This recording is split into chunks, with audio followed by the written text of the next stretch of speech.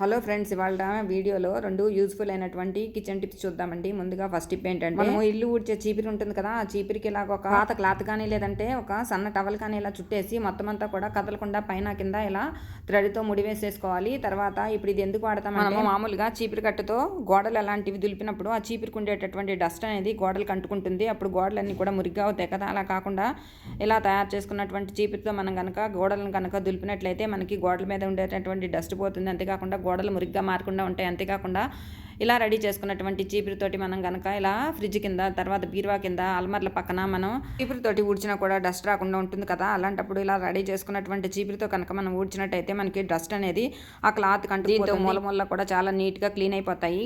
ఇంకా next tip ఏంటంటే, wash basin దగ్గర, తర్వాత సింకుల దగ్గర ఉండేటటువంటి స్టీల్ ట్యాప్స్ అనేవి ఒక్కొక్కసారి చాలా మురికిగా లేదంటే తుప్పు పట్టిపోతూ ఉంటాయి కదా. అలాంటివి కోల్గేట్ టూత్ పేస్ట్తో రుద్ది తర్వాత క్లీన్ చేస్తే తుప్పు పోతుంది. ట్యాప్లు నీట్గా